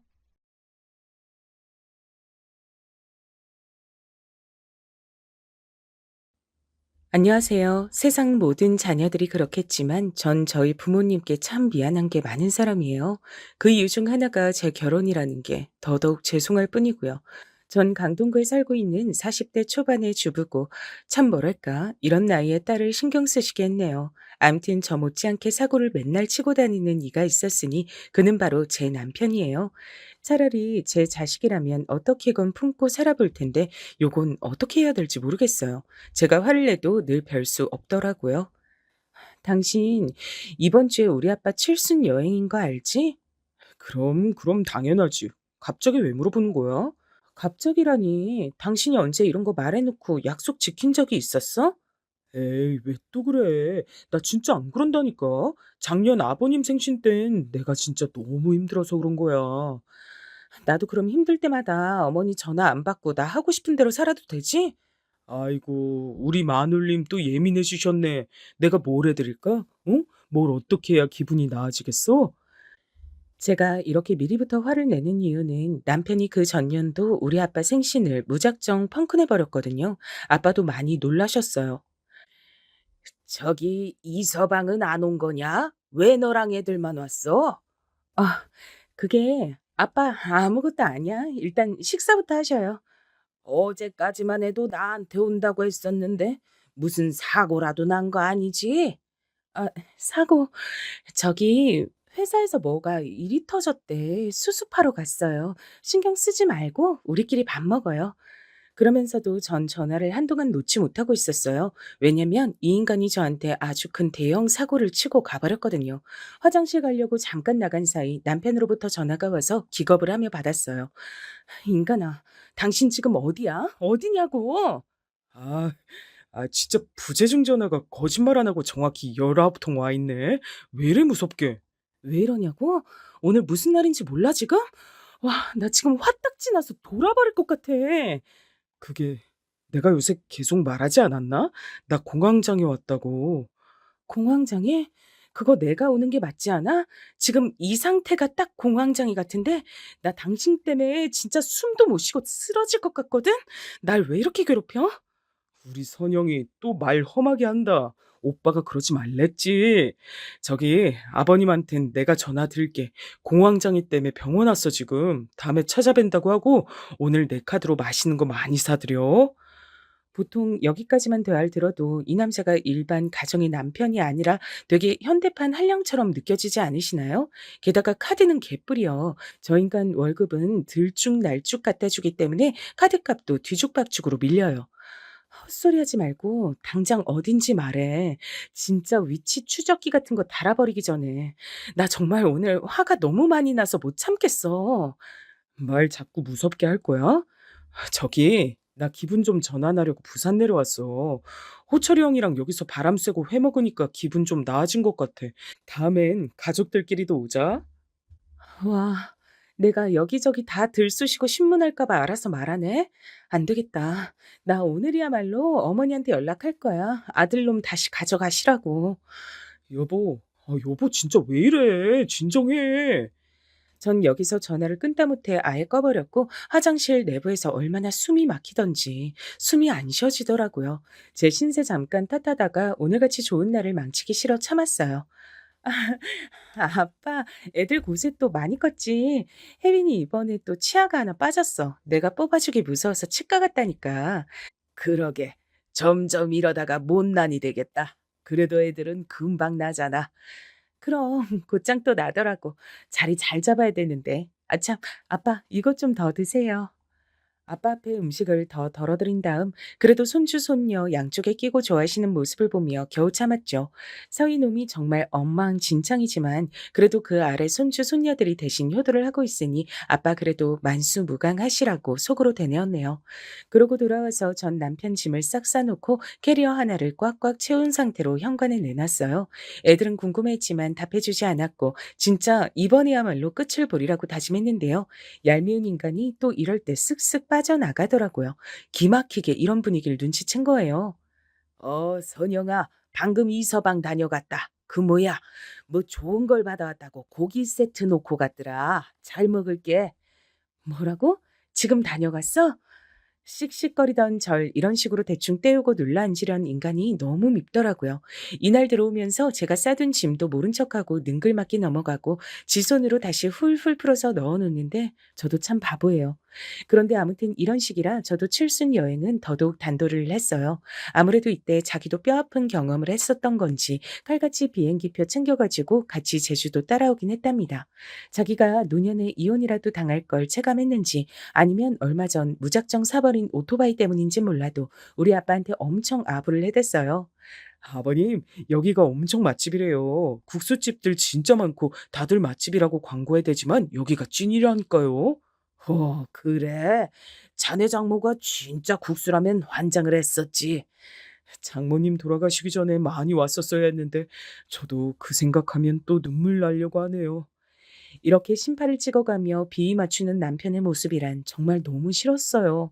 그래도 어쩌겠어요. 홀로 되신 지 얼마 안 된 우리 친정아빠란 하나밖에 없는 딸 부부가 잘 살아야 복이잖아요. 일단 우리 남편이란 작자한테 제가 왜 이렇게 크고 작게 불만이 많냐면요. 남자로서 가장 기본적인 거, 월급 갖다 주는 일을 똑바로 안 해요. 저도 아이 어린이집 보내고 이랬기 때문에 가끔씩은 제가 메꿀 때가 있는데 그걸 믿고 있는 것 같아요. 당신 뭔가 착각하고 있는데 이 집 가장 당신이야. 세대주도 당신이고 돈 벌어서 집 대출 착착 갚고 생활비 보태야 하는 주된 업무 당신이야. 왜 자꾸 내 월급 믿고 슬쩍 모른 척해? 그게 아니라 회사에서 일 터진 거 수습하다 보니까 내 돈이 들어가서 어쩔 수가 없었어. 이번 달엔 200만 원만 줄 수 있을 것 같아. 장난하냐? 장난해? 나 이러다가 혜빈이 학교 가기 시작하면 일 그만둘 수도 있어. 왜 내가 돈까지 벌어다 줄 거라고 생각해? 애 둘 혼자서 힘들게 보고 있잖아. 남편은 이러면 또 기막히게 눈치가 빨라가지고 그런 달은 또 돈을 400 맞춰서 갖다 줘요. 이런 남편에게 질려있는 저에게 그나마 중간딸이 역할을 하는 사람이 신우였답니다. 옳게 있잖아. 우리 영민이 때문에 고생 많지? 이 녀석이 얼마 전에도 엄마한테 돈을 빌리러 왔었다니까. 엄마도 고개를 절레절레 하더라고. 무슨 돈이요? 지금 돈 넣을 구멍이 없을 텐데. 아니, 돈 달라고 하는 곳이 더 있는 건가요? 그게 아니라 전에 엄마가 얼마씩 줬었던 것 같아. 혹시 옳게 생활은 잘 되고 있는 거지? 내가 정말 대신 미안해. 저놈 너무 철이 없어. 이렇게 시댁 식구들도 어느 정도는 제 남편의 본질을 인정했답니다. 결혼할 때에는 그렇게 별이라도 따다 줄 것처럼 굴었던 사람이에요. 그렇게 능글거리는 모습은 결혼 후에도 이어지고 진짜 실속이 하나도 없더라고요. 그리고 이 집에서 제 편을 그나마 들어줬던 건 딱 한 사람 신우뿐이고요. 나머지는 다들 별로예요. 특히 어머니의 갑질은 정말 대단했답니다. 오죽하면 제가 이런 말까지 했을까요? 왜 이렇게 아들 갖고 저한테 함부로 하세요? 그렇게 대단한 아들을 주신 것도 아니잖아요. 어이구고, 진짜 제 말하는 것 좀 보게. 이거사, 네가 바로 며느리란 자리에 있는 거야. 심히 알길 뭘로 하는 거야, 진짜. 적당히 우습게 알아야지. 당신 왜 그래 진짜. 엄마 그러지 마. 곱게 얘기를 해야 이 사람도 시어머니 말을 들을 거 아니야. 자꾸 싸우는 어투로 말을 하니까 이래 안 되지. 그냥 노력하지 마세요, 어머니. 어머니 아들도 우리 집 우습게 보는데 제가 굳이 어머니랑 잘 지낼 필요 있나요? 뭐야, 이걸 진짜 감히 우리 아들을 욕해? 제가 어머니한테 감정이 나쁜 이유는 그렇게 절 불러다가 시댁 잡일을 시키시거든요. 온 김에 좀 이따가 네 신우도 올 거니까 저녁이나 먹자. 거기 냉장고 보면 고기 있고 찬장에 국수도 있어. 네가 국물만 좀 내놓으면 돼. 저희는 이제 집에 가봐야 돼요. 어머니 화장실 청소하고 베란다까지 다 닦느라 저도 팔이 너무 아파서요. 이 사람 이제 집 앞에 다 왔대요. 뭐야? 그럼 우리 아들 이제 집에 왔다는데 들어오기도 못하고 그냥 간단 말이냐? 왔으면 엄마 밥 먹여야지. 됐고 얼른 들어오라 그래. 어머니, 저 진짜 허리 아프고 힘들어서 음식 못해요. 그만 가서 쉬고 싶네요. 무릎도 아프고 서 있질 못하겠어요. 저는 이 정도까지 말하면 어머니가 물러주실 줄 알았지만 끝끝내 고집을 부리시더라고요. 아, 누가 너더러 다 하라고 했냐? 내가 하면 되잖아. 넌 옆에서 그냥 재료만 좀 손질하면 되는 거야. 그럼 우리 아들 이 앞인데 밥도 먹이지 말고 보내라고? 어머니, 그런 말씀이 아니잖아요. 저는 단지 너는 네 하고 싶은 대로 다 하고 살아 좋겠다. 애미한테서 아들도 뺏어가서 못 보게 하고. 아, 이러고 계속 실랑이를 벌이고 애들은 지 아빠 보고 싶다고 하던 차에 남편이 들어온 거예요. 엄마, 나왔어. 뭐야, 분위기 왜 이래? 아이고, 속 시끄럽고 영 기분이 안 난다. 내가 너 밥해 먹이려고 했는데 네 마누라가 싫다잖냐. 어머니, 저 디스크 터지고 몸 안 좋은데 오늘 와서 청소도 다 해드렸잖아요. 앉아 있는 것도 괴로운데 어떻게 밥을 해요? 엄마, 엄마 내가 같이 할게. 왜 이래들 싸우지 말고. 미쳤어? 네 마누라가 여기 있는데 네가 왜 일을 해, 이놈 새끼. 네가 그렇게 팔푼이처럼 구니까 마누라가 우습게 보는 거 아니야. 그러니 처음엔 멋모르고 기다리던 애들도 울먹거리기 시작하고 전 허리에서 번개가 스치는데 진짜 죽을 맛이었어요. 이렇게 싸우는 일들이 쭉 늘어서 옥신각신하다 보니 어머니가 좋게 보일 리가 없었죠. 게다가 제가 처음에 임신을 했을 때에도 저에게 보통 상처를 주신 게 아니었거든요. 나는 성별 같은 거 하나도 안 따져. 바라는 게 없다니까. 그런데 네 친정에선 아들 좋아하시지 않겠냐? 네? 저희 집이요? 저희 아빠 말씀이세요? 아빠가 왜요? 왜? 내가 듣기론 네 친정아버진 무조건 손주로 갖고 싶어 하시던 것 같던데 뭘. 아까 내가 반찬 갖다 주고 스쳐가면서 슬쩍 물어봤어. 반응이 그렇더라고요. 저희 아빠가 뭘 그런 걸 가르치겠어요? 그저 딸이 임신한 것만으로도 안쓰러워하시고 좋아하시는데. 난 모르겠다. 그냥 그렇게 말씀하시는 거 들었어. 이러니 전 좀 짜증이 나서 아빠에게 바로 전화했었어요. 아빠, 아빠가 손주 갖고 싶다고 우리 어머니한테 아까 말했었어? 그게 무슨 말이야. 내가 네 시어머니한테 무슨 할 말이 있어? 어머니가 아까 이렇고 저렇고 말씀하시더라고. 난 지금 입 덧하고 힘들어 죽겠는데 본인이 아들 보고 싶은 걸 괜히 아빠 핑계 대는 것 같아. 그래? 난 그렇게까지 원하진 않는데 너도 알잖아. 그냥 물으니까 대답한 것뿐이야. 뭐라 했는지 기억도 안 난다. 이걸 갖다가 또 어머니를 쫓아가지고 뭐가 어쨌네 하고 따질 수도 없고 저만 그렇게 속을 끓였어요. 그래놓고 제가 딸을 낳았을 때에도 역시나 계속 우리 아빠 핑계를 얼마나 대시던지요. 아까 보니까 네 아버지 표정이 너무 안 좋으시더라. 내심 아들이길 바랬는데 딸을 낳았으니. 친정 아버지 입장에선 얼마나 면목이 안 설 거야. 저는 얼굴이 퉁퉁 붓고 몸도 아파서 쭈그러져 있는데 그런 제 앞에 와서 꾸역꾸역 크림빵을 드시면서 말씀하셨어요. 저희 아빠 그런 말씀 안 하셨어요, 어머니. 그냥 저한테 수고했다고 하셨어요. 그건 네가 그렇게 생각하고 싶은 거지. 내가 바보냐? 네 아버지 표정이 영 그게 아니라니까. 아까워서 아쉬워서 어쩔 줄 몰라 하시더라고. 안아보시지도 않고 갔잖냐. 아, 그건 아빠가 허리가 안 좋아서예요. 저희 아빠 저한테 수고했다고 용돈도 50만 원 주고 가셨어요. 이 말을 하면서도 사실 굳이 말하기 싫었지만 일부러 어머니 들으라는 듯 말했답니다. 왜냐면 아기 낳았을 때 어머니는 정말 뭘 조금도 갖고 오지 않으셨어요. 이런 말씀만 예의 없게 하셨죠. 아휴, 여기 뭐 먹을 게 없냐? 선물로 들어온 주스 그런 것도 없어? 히터를 어찌나 빵빵하게 틀어놨던지 숨이 턱턱 막히네. 물이라도 있으면 좀 줘봐라.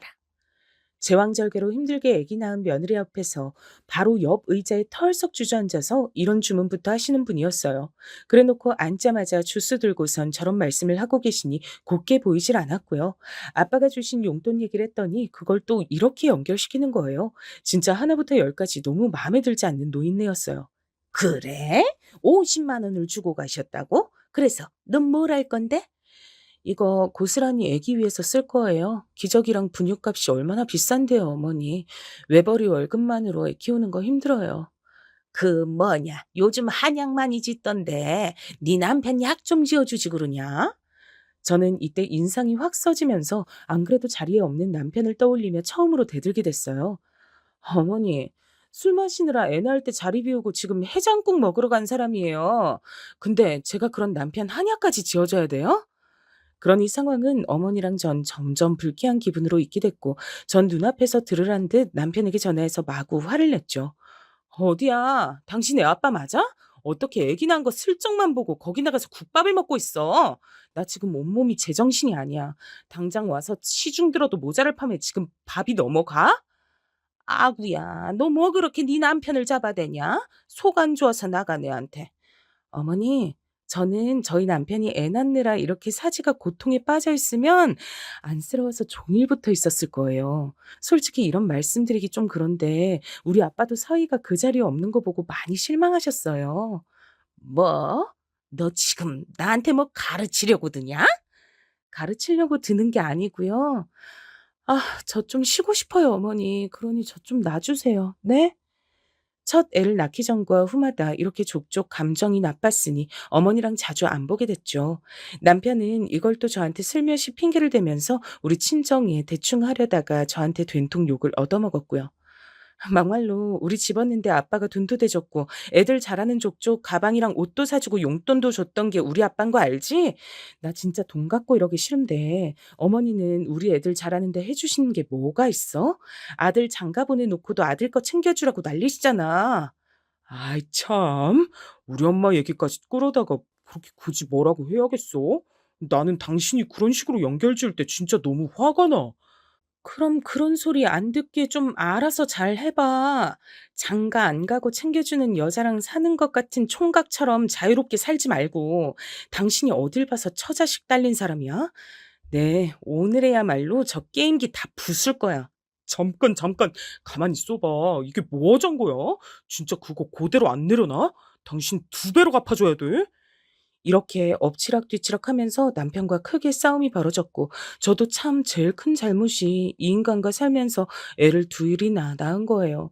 첫째 때는 그저 이 사람이 능력은 있지만 자꾸 안 좋은 일을 겪어서 그런가 싶었거든요. 본래 저희 아빠는 남편을 마음에 안 들어 하셨어요.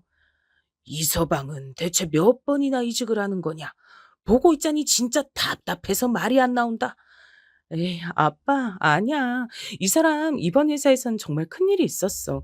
이번에 내가 옆에서 지켜보다가 화나서 그만두라고 한 거야. 너무 그렇게 예민하게 받아들이지 마.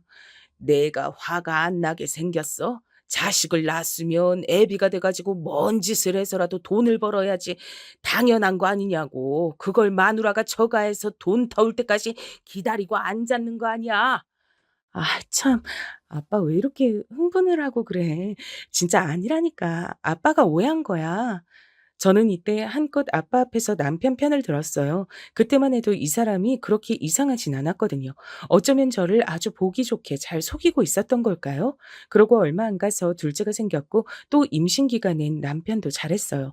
그런데 출산할 무렵 또 이직을 했던 거죠. 그쯤부터 화가 났고 이제 어머니를 뺀 부부 둘만의 사이도 나빠진 거예요. 당신처럼 자꾸 몰아붙이기만 하면 뭐도 안 돼.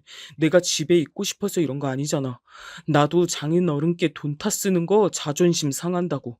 너무 그렇게 기 다 죽이고 그러지 마. 어? 더 말하기도 지친다. 잔말 말고 빨리 취업해. 더 얘기하기 싫어. 이런 상황이 이어지다 보니 둘째가 태어나고 난 뒤 참 아이에겐 미안하지만 우리 부부의 사이는 급속도로 악화됐죠. 사실 분명한 모양새로는 남편이야 저한테 매달렸고 제가 내치고 있는 중이었답니다. 그러니 제가 일선에 빨리 뛰어들 수밖에 없었어요. 우선은 그렇게 진행하던 중에 쭉 부어오던 적금은 무슨 일이 있어도 해약하지 않고 버텼답니다. 아빠가 신신당부하셨거든요. 고생은 지금 니들처럼 젊을 때 하는 거야. 나이 더 먹으면 하고 싶어도 못해. 그러니까 지금부터 먹을 거 안 먹고 더 아껴서라도 적금은 꼭 들어라. 월급의 50%는 반드시 드러내야 돼. 아빠, 말도 안 되는 소리 하지 마. 내가 어떻게 지금 수준의 돈을 그렇게 모아? 하려고 해도 못한다니까. 그럼 너 혜빈이랑 키우면서 노후는 무슨 대책이 있어? 너부터도 아빠가 뭘 해줄 거라고 생각하지 마. 이 서방도 그렇게 입 다물고 돈을 모아버릇해야 정신 차리지. 니들 삶은 니들이 살아야 된다고. 저는 순간적으로 이 말에 눈이 번쩍 들었어요. 틀린 말은 아니었거든요. 우리 부부가 돈이 없기도 했지만 뒷날 대책은 더 없었어요. 저 역시 은연중에 아빠에게 기대고 있는 부분도 있었고요. 알았어. 그래. 별 수 있겠어. 애들 생각해서라도 돈 무조건 입 다물고 모아야지. 아빠는 이 와중에 또 염려가 되셨는지 계속 잔소리를 하셨는데 이게 훗날 제게 피가 되고 살이 될 줄 몰랐어요. 이서방한텐 네가 얼마 버는지 다 오픈하지 마 그냥. 그런 거 말해봤자 좋을 거 다 하나 없겠다.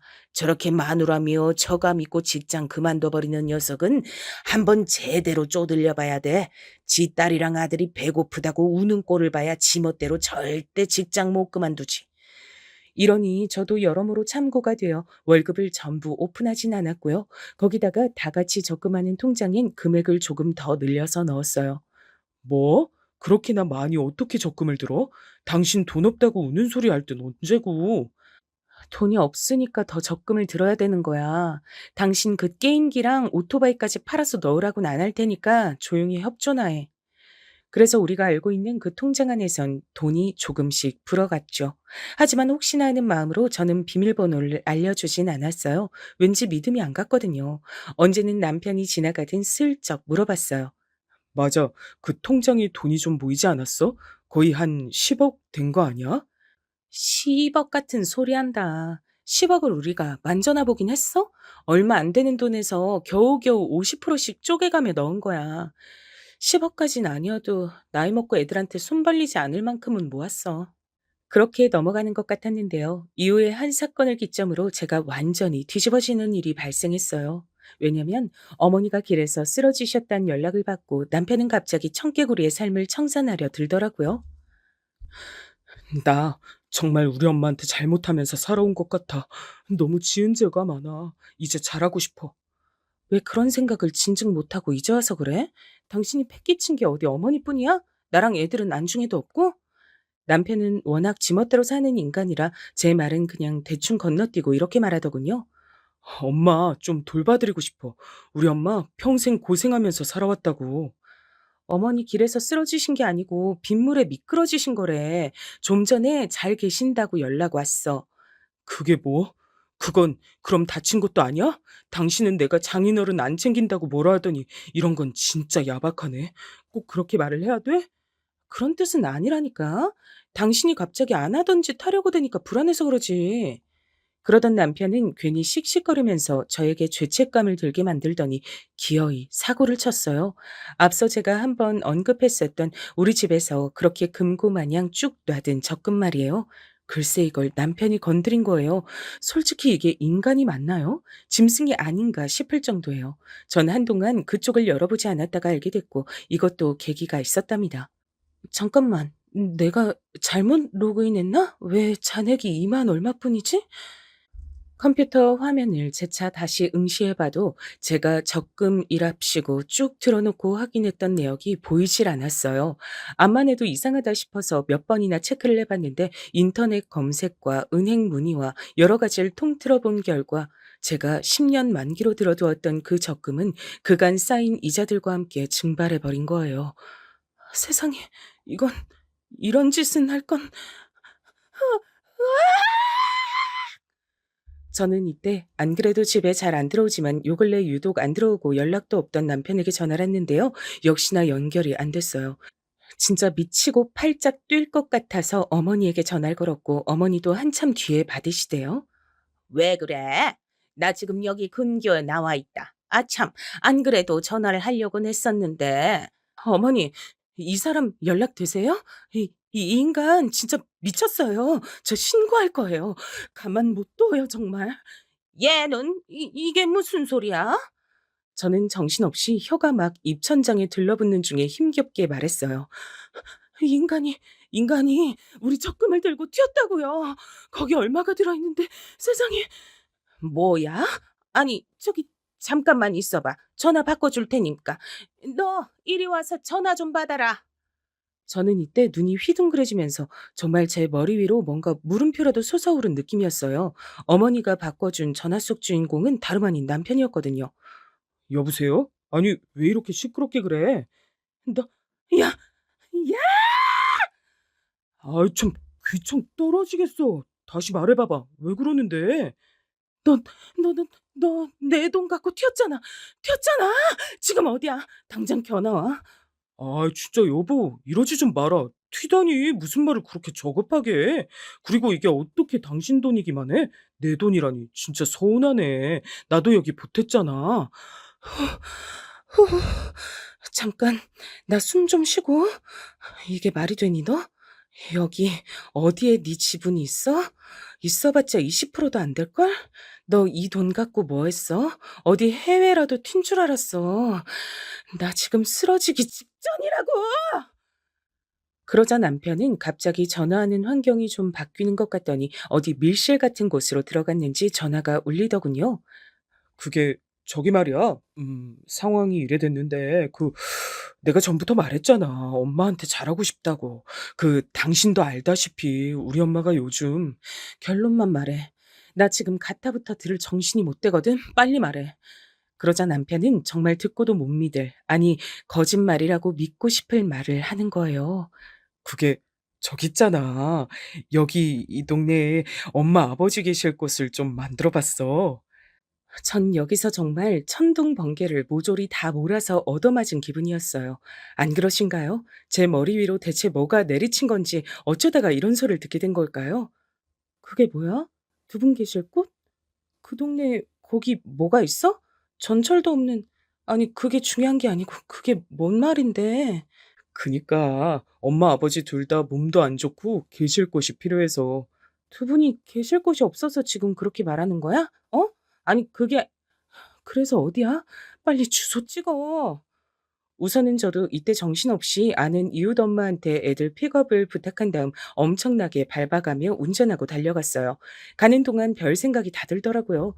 남편에게 공인 인증서 번호를 알려준 적이 없는데 어찌 알았을까 싶었는데 암만 해도 이것저것 다 눌러본 것 같아요. 보통 비밀번호 길게 들어가는 건 큰아이 생년월일로 통일을 받거든요. 그리고 그 주소지에 도착한 저는 정말이지 기겁할 수밖에 없었어요. 남편은 제 옆에서 땀을 뻘뻘 흘려가며 설명을 해줬는데 무슨 조립형이라는 호화 전원주택이 거기 있더라고요. 아, 당신 왔어? 요즘은 이렇게 조립형으로 다 만들어진 게 있어서 공사 기간이 오래 안 걸리고 번거롭지가 않거든. 그리고 돈 다시 토해내. 여, 여보, 두 번 말하게 하지 마. 돈 토해내라고. 이거 어떻게 모은 돈인데 내가 지금 부부라고 다 참을 줄 아나 보지 당신? 여보, 그래서 내가 설명을 하잖아. 엄마 아버지 진짜 잘 모시고 싶어드려서 이렇게 한 거고, 지금 사시는 집은 팔아서 돈을 받으면 내가 어느 정도는 지금 당장 정리해서 이번 주 안에 돈 돌려내. 주지 않으면 나 가만 안 있을 거야. 아니, 왜 이렇게 시끄러워? 저는 이때 안쪽에서 나오는 어머니, 그리고 느릿느릿 나와서 제 얼굴 보고도 모른 척 하시는 아버님을 보니까 피가 거꾸로 솟았어요. 어머니, 이게 다 무슨 꼴인가요? 이거 아들이 해줬다면서요. 어느 틈에 언제 이렇게 기간을 들여가지고 하신 거예요? 아니다. 생각해보니 마지막으로 돈 확인한 지가 언제더라? 아, 맞다.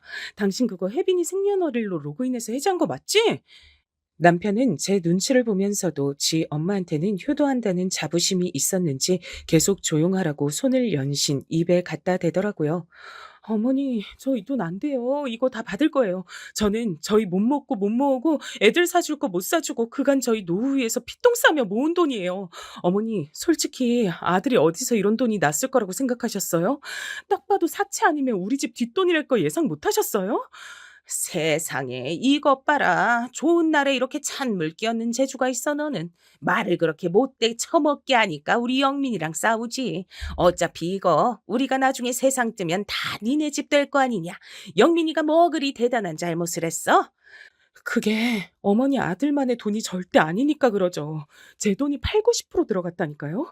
이거 절도예요, 어머니. 어머니랑 아버님 노후 즐길 돈을 왜 우리한테서 가져가세요? 자식이 아들밖에 없으세요? 아가씨도 있잖아요. 그런 와중에 하필이면 이때 이웃 애엄마한테 전화가 걸려왔어요.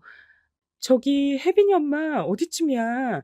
내가 애들 데리고 우리 집 왔는데 혜빈이가 학교에서도 열이 났대. 지금 애가 기운이 없어. 멀리 있는 거 아니면 한 30분 안으로 올 수 있을까? 결국 저는 얘기를 다 마무리 짓지 못하고 급히 차를 타고 움직여서 왔고 역시나 애는 아프더라고요. 독감으로 입원하고 괴로워하는 걸 보니 진짜 제가 뭘 하고 있나 싶었어요. 그리고 그날 저녁엔 신우가 전화와서 한바탕 전쟁을 벌였답니다. 이걸 계기로 전 정말 단계적으로 시댁의 정이 떨어지고 결심을 하게 된 것 같아요. 와, 올케 진짜 너무 당황스럽다. 아니, 올케랑 영민이랑 엄마 아빠 사이에 있는 날에 난 왜 끌어들여? 뭐, 나보고 노후자금 받으라고 말했다며? 나도 지금 엄마 아빠 챙기느라 허리 끊어지는 사람이야. 올케가 뭔데 그래? 아니, 형님은 지금 어머니, 아버님이 완전 꽁으로 그 집 차지하고 계신 거 알면서도 그러세요? 저도 하도 화딱지가 나서 한 말이지만 틀린 말이에요, 그게? 효도를 받으려면 남매한테 받으셔야지 왜 생판 남인 며느리가 모은 돈으로 받으시냐고요? 진짜 환장하겠다. 내가 팔은 안으로 굽는다 소리 들을까봐 매 순간마다 그렇게 모든 상황에서 옳게 편 들었어. 영민이도 평소에 얼마나 야단쳤는지 알아? 근데 말을 어쩜 그렇게 하냐, 나한테? 누가 보면 내가 아주 엄마 아빠 다 내팽개치고 사는 사람인 줄 알겠어. 형님, 저 지금 이렇게 감정적으로 노래하면서 뭐 말하고 그러기 싫어요. 전 지금 그 돈 없어진 것 때문에 제정신 아니고요. 돈 받을 때까지 오늘부로 전 잠을 못 자요. 누가 더 힘들겠어요. 그건 영민이랑 둘이 얘기하라고 왜 나한테 그러는데? 남동생이 옳게 돈 훔쳐다가 형님네 어머니 아버님한테 호강시켜드린 거니까 당연히 책임이 있으신 거 아니에요? 제가 지금 생판 이웃집 다른 아줌마 붙잡고 말하고 있어요? 이렇게 시끄럽게 싸우는데도 남편은 그 망할 전원주택인지 뭔지에서 살림을 차리고 안 나왔고요. 그러고도 다음 날 연락을 안 받아서 뭔가 했는데 믿어지시나요? 형님은 저한테 그렇게 자기도 부모님께 뭔가 했다고 생색을 내더니 그 생색은 바로 시댁 가족 베트남 여행이었어요. 돌겠다. 당신 지금 베트남이라고? 공항? 야, 이게 말이 되냐? 당신 진짜 세상에 무서울 게 없나 보다. 당신도 당신이고, 어머니도 어머니고, 아버님도 아버님이고, 형님도 형님이야. 진짜 다 같이들 어지간히 진상짓하면서 산다, 정말. 당신 내가 설명한다고 했는데도 가버렸잖아. 이건 엄마 아픈 거 걱정해서 누나가 준비한 여행이야. 이미 3달 전부터 계획했어. 말했으면 당신은 당연히 안 갈 거였잖아. 일단 나 일정 시작해야 되니까 다시 전화할게. 그러고 전화는 끊겼고요. 이런 통화를 하고 난 어떤 여자가 제정신으로 있을 수 있을까요? 저는 더 참을 수가 없어서 발을 동동 구르다가 제발 이쪽에는 오픈하지 말자, 참자 그렇게 다짐했던 곳에 입을 열고 말았답니다. 그건 정말 최후의 보루였던 저희 아빠였어요. 아마 아빠가 알게 되시는 순간 모든 건 끝난 거나 마찬가지였거든요. 그래서 참고 미루고 미뤘던 건데 이제 제 힘으로는 해결이 어려웠어요. 아니나 다를까 아빠는 제정신이 아니셨고요. 당장, 당장 이서방 여기로 불러. 내가 오늘 진짜 다 부수고 뒤엎어버릴 거다. 어딨냐 그놈의 자식. 아빠, 그게 저기 놀라지 말고 여기 물 좀 마셔. 잠깐만. 일단 물 좀 마시고 그게 어머니 아버님 모시고 베트남 여행 가 있어. 3일 뒤에 온다더라고. 뭐? 어딜 뭐가 어쩌고 어째? 이놈의 것들을 그냥. 아빠, 일단은 진정해. 나도 어떻게 해야 될지 모르겠어. 이미 결론은 났으니까 너가 선택을 해라. 무슨 선택? 아빠는 뭐를 결심했길래? 아빠는 이때 우두커니 바닥만 보고 계시더니 곧장 다시 고개를 바로 세우고 거칠게 말씀하셨어요. 이혼해라. 아빤 그 말밖에 할 게 없다. 이 말은 정말 제가 이 인간과 쭉 살아오며 가슴에 담고 있던 그 말, 마치 사직서처럼 품고 실제로 보여주진 않았던 말이었어요. 이혼하라니. 정말 말이 나오질 않더라고요. 아빠, 나도 그 생각은 했지만 그렇게 생각하는 이유가 뭐야? 그놈은 답이 없어. 생활력도 없는 놈이 자기 마누라랑 딸, 아들 생활비 쪽에서 모은 돈을 그냥 감정에 취해서 지 부모한테 쳐 갖다 준 거지? 그놈 새끼 나중에 빚져서 사채 써서 더 사고 칠 거다. 나는 너 그런 꼴 되는 거 못 본다. 지금 상황이 처참하지만 이게 마지막이라고 믿고 싶어. 아빠는 아주 비참한 얼굴로 저랑 눈도 안 맞추고 막상 딸이 이혼길을 걷게 되는 게 속상하셨던지 힘겹게 말씀하시더라고요. 빚, 빚이라니. 아, 생각만 해도 끔찍하네, 정말. 그렇게 들으니까 나도 이젠 그냥 덮진 못하겠다. 안 되겠다. 지금도 빚이 있는 건 아닌지 별 생각이 다 들 정도야 지금. 좌우지간 너 이혼해. 재산도 어떻게 나누는지 그거나 이제 머리 식히고 알아봐라. 똑똑하게 야무지게 잘 챙겨 먹고 나와. 머리를 식히기는커녕 좀 더 아득해진 저는 주변을 수소문해서 최대한 제 신분을 밝히지 않는 선에서 이것저것 조사해 봤어요. 남편과 결혼 10년을 넘었으니 재산 나누기가 되지만 한편으론 걱정스럽더군요. 이 인간이 전혀 기여도가 없는데도 돈을 반을 나눠야 한다니. 근데 애들은 네가 키울 거 아니야? 저쪽은 애 키울 능력이 전혀 안 되는 거잖아. 키울 생각도 없고. 그럼 그거 그냥 다달이 양육비로 꾸준히 받아먹는다고 생각해. 딴 건 몰라도 양육비는 구렁이 담 넘든 못 넘어가. 이제 법으로 문제되거든. 이런 조언들을 얻어서 전 아직 한국에 들어오지 않은 남편에게 카톡으로 이혼을 선포했고요. 밤에 정말 전화가 불나도록 걸려왔지만 받지 않았어요. 어차피 다음날 시댁 식구들이 다 우리 집에 들이닥칠 것을 대비하여 저도 만반의 준비를 해두었답니다. 역시 예상한 대로 남편은 사색이 되어 뛰들어오더군요. 멍청한 사람이에요, 정말. 아니면 절 너무 의지하게 제가 제 무덤을 팠던 걸까요? 여보, 진짜 왜 이래? 장난이 너무 심하잖아. 진짜 나 잠을 못 잤어. 중간에 비행기 연착해서 얼마나 똥줄 탔는지 알아? 전화를 왜 안 받냐고. 그리고 이혼이라니. 이혼이 뭐야? 아니, 왜 집은 이 모양인데? 왜 곳곳마다 비어 있어? 애들은 한 번에 그렇게 따다다 묻지 마. 정신 산만하니까. 당신이 말한 대로 이혼 서류 준비했고 작성하면 돼. 이 말하고 있는데 어머니랑 형님도 뒤늦게 막 뛰어서 따라 들어오더라고요. 야, 뭐 하자는 거야, 너? 이혼? 아이고, 진짜 며느리 하나 잘못 들여가지고 내내 가슴이 쫄아드네, 정말. 옳게. 와, 사람 피 말리는 재주가 있다, 진짜. 내가 여행 가기 전에 그렇게 말했는데도 말귀를 못 알아먹었어? 옳게 왜 이렇게 사람을 괴롭혀, 정말. 부모님 모시고 여행 간다는 사람한테 이혼 통보가 말이 돼? 그러니 저도 우뚝 일어서서 팔짱을 끼고 말했어요. 어머니, 자꾸 그렇게 들어놓고 아프다고 그러지 마세요. 그러니까 아들이 남의 돈 갖다가 표면한 효도한다시고 헛짓하잖아요. 넉넉하지도 않고 가끔 아들이 본인한테 와서 생활비도 빌려갈 정도인데 10년치 적금 해지하고 전원주택 지어준다는 걸 그냥 꿀꺽 드셨어요? 이게 말이 돼요? 뭐? 아이고, 아이고야. 아이고, 가슴이야. 예, 영민아, 나 죽겠다, 진짜. 그런 놀이는 이제 그만 적당히 좀 하세요. 하나도 안 먹히거든요. 전 이혼 결심했고 그 전원 주택인지 뭔지 팔아서 재산 나누셔야 할 거예요.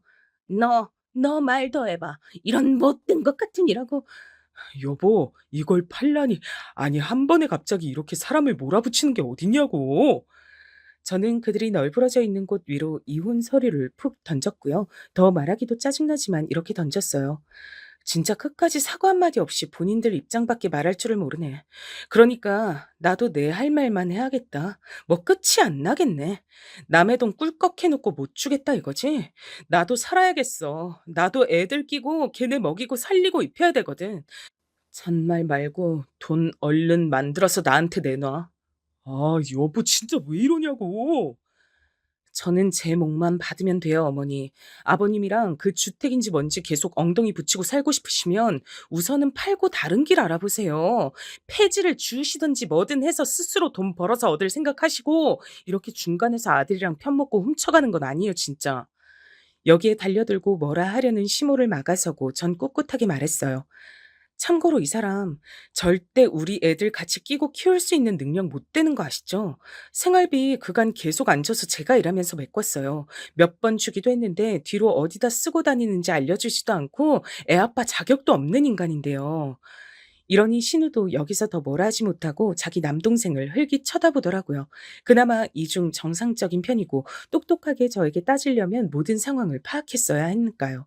듣다 보니 어지간히 할 말이 없었는지 한숨을 푹푹 쉬어댔어요. 그런 주제에 3억 가까운 돈을 저한테 상의도 없이 낼름 훔쳐간 거예요. 어머니, 솔직히 지금 저한테 몇 번을 빌고 비셔도 모자랄 판에 자꾸 이렇게 죗값 늘리실래요? 여기서 더 깊게 파고들면 결국 엉망진창되는 건 어머니, 아버님이랑 남편이에요. 이쯤에서 제가 그냥 좋게 이혼하고 정리하려는 거고요.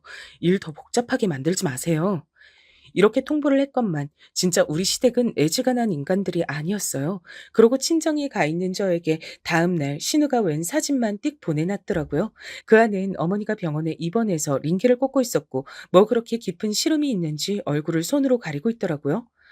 뭐 어쩌라고 저한테 이런 걸 보내세요? 올케 때문에 우리 엄마 몸져 누웠다고 탓이라도 하고 싶어서 그러시는 거죠? 진짜 적당히 쇼를 하세요. 돈 조금이라도 적게 주려고. 아니면 은근슬쩍 이혼은 틀어막으려고 그러시는 거죠? 그래서 저 더 부려먹고 뜯어내야 되니까요. 맞아요? 이 말에 신우는 할 말이 없었는지 기가 찼는지 몰라도 제가 맞받아친 말을 읽고 답은 안 하더군요. 결국 저는 굽히지 않고 꿋꿋하게 이혼 진행을 했어요. 남편은 끝까지 불응하고 고집을 피워댔고 소송까지 가자는 제 말을 무시하더니요. 제가 얼마나 우습게 보였으면 우리 친정 앞까지 쫓아왔을까요? 선영아, 여보 나왔어. 잠깐 얘기 좀 하자. 장인어른도 계시지? 누나도 당신이랑 얘기가 좀 하고 싶다고 해서 문 좀 열어줄 수 있어? 아빠는 제가 이렇게 전화를 받고 황당해하는 걸 보고 더 놀라셔선 곧장 문을 열어 제끼셨어요. 너 이놈 자식, 그냥 내 눈에 안 담고 곱게 이혼시키는 걸로 끝내려고 했더니 제발로 걸어 들어와. 너 잘 걸렸다. 이리 들어와, 이리 들어와. 아빠는 그 길로 남편을 붙들고 그간 쌓여있던 한을 풀려는 듯 이리 붙잡고 저리 붙잡고 물리적인 행동을 하시는 통에 조금 지켜보던 저는 이건 안 되겠다 싶어 말렸어요. 아빠, 이렇게 풀면 나중에 불리해. 나 곱게 이혼하고 싶어. 그냥 내보내자. 뭐라고? 이놈의 자식을 그냥 진짜. 이때 뒤에서 지켜보던 신우는 말리려고 뛰어들었고 저 설득하러 왔다가 우리 아빠 불같은 성질을 보고 깨갱했죠. 그냥 그 길로 후다닥 도망 나가더라고요. 이렇게 아주 고루하고 힘겨운 과정들을 지나서 결국 우리는 모든 상황을 정리하게 됐고요. 이혼하고 재산을 반으로 나누고 양육비에 대해서도 가차없이 정리를 했어요. 양육비를 이제껏 생활비 주듯이 굴면 애들 못 보게 하는 걸로 안 끝나. 답답하고 지옥 같은 제 2의 인생을 살게 해줄 테니까 명심해. 본인이 뭔 짓을 저질렀는지 뼈저리게 느끼면서 살아. 남편은 여전히 절 어떻게든 구슬리면 될 줄 알았는지 늘어졌지만 전 쳐냈고요. 이제 이혼하고 시간이 겨우 조금 지나 안정이 됐어요. 애들 못 보면 큰일 나는 줄 아는 어머니가 이럴 땐 도움이 되더라고요. 마무리에 제가 하도 윽박질러 내서 그런지 어찌됐건 애들 양육비는 꾸준하게 들어오고 있어요. 그 전원 주택도 팔아버리고 뭐 했는지 몰라도 적금 그대로 돌려받았고요. 같이 넷이 살던 집도 팔아서 반 똑바로 나눴네요. 사실 그것도 그놈 자식 돈이 얼마나 들어가 있냐? 그걸 반이랍시고 지가 뭔 기여도가 있어서 가져가는지 모르겠다만 덕분에 그렇게 생활력 없던 인간이 지금 꼬박꼬박 양육비 주고 있잖아. 내가 볼 땐 그거 깨서 주고 있는 것 같아. 난 이제 그 인간은 신경 끌 거야. 애들한테만 집중하려고. 전 여러모로 마음에 유혹이 있었지만 끊어내고 친정 아빠랑 같이 살지 않고 근처에 따로 집을 얻는 쪽을 택했어요. 그렇게 가까이 얻을 거면 같이 살면서 돈 절약하는 게 낫지 않냐? 그래도 내 명의로 조그만 집도 있고 자꾸 기댈 데가 없다고 생각해야 나도 더 악착같이 벌어서 애들 잘 키우고 살 수 있을 것 같아. 그나마 아빠가 그간 냉정하게 야단 쳐준 덕에 그 10년 만기 적금도 모으고 했던 거거든. 아빠 딸 열심히 해볼 테니까 응원만 해줘요. 그리하여 전 아이들 학교 보내고 어린이집 보내가면서 정말 바쁘게 살고 있어요. 애들도 처음엔 힘들어했지만 가까이에 외할아버지가 계시기도 하고 원체 지들 아빠랑 싸운 정이 없어서 그런지 몰라도 조금씩 받아들이더군요. 좌우지간 이제 워킹맘이자 싱글맘이 되었으나 힘내보려고 합니다. 언젠간 좋은 날이 오겠죠. 그럼 모두 감사합니다.